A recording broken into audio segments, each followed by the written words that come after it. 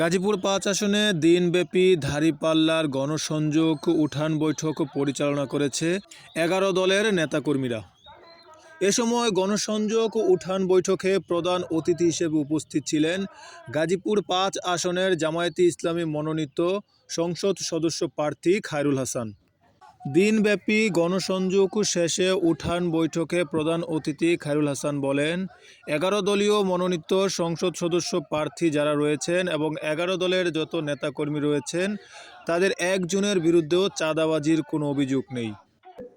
দেশের চাবিকাঠি কার হাতে তুলে ধরবে, এই জন্য বলছে আপনার হাতে এই চাবিকাঠি।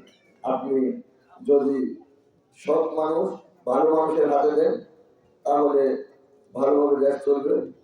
আর যদি আপনি আপনার ঘরের আলমিরার চাবিটা কোন চোর ডাকাতের হাতে তুলে দেন তাহলে কি করবে এটা তো বুঝার আর বাকি নেই।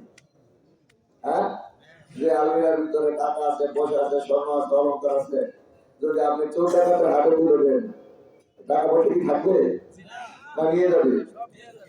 সুতরাং আগামী ১২ তারিখের নির্বাচন শুধু নির্বাচন না, আপনি যাদের হাতে দায়িত্ব দিচ্ছেন মনে রাখবেন তারা দেশটাকে সেইভাবে পরিচালিত করবে। আর গত ২৪-এর আন্দোলনের পর ৫ই আগস্ট থেকে ১৭ মাস যে পার হয়েছে, ১৭ মাসে দেখছেন আওয়ামী লীগ কার্যত এখন দেশের রাজনীতিতে নেই। তারপরে যারা মাঠে ছিলাম আমরা, জামাত ইসলামী, ইসলামী দলগুলো, খেলাফত মজলিস, ইসলামী আন্দোলন, ইসলামী শাসনতন্ত্র আন্দোলন, বিএনপি মাঠে ছিলাম, তাদের কি অবস্থা এটা আমরা বলার দরকার নেই। তারা চাঁদাবাজি করছে, সন্ত্রাস করছে, মানুষকে ভয় দেখাচ্ছে, বলার দরকার নেই। তবে নানা জায়গায় শুনতেছি ৫ তারিখের পর কোথাও থেকে টাকা পয়সা নিচ্ছে, মানুষের জুলুম করতে, এমনকি হাতে পায়ে জমতেছে। কোথাও কোথাও শুনছি টাকাও ফেরত দিতেছে। এবং আগে মেলাতে আমাদের এলাকায় কিছু মেলা হইত, গতবার মেলাতে বড় বড় টাকা পয়সা নিতে বলছিল কোনো টাকা পয়সা নিতে পারবে না। তাহলে গতবার নিলেন কেন? এখন তারা বুঝতে পারছে তাদের অপরাধের কথা। যদি বুঝতে পারেন তাহলে জনগণের কাছে বলেন, নিঃস্বার্থভাবে মঞ্চে দাঁড়ায় বলেন আমরা চাঁদাবাজি করছি, আমরা সন্ত্রাস করছি, আর করবো না। বলেন, জনগণ যদি দেয় আপনারা ভোট নিবেন, পাস করবেন।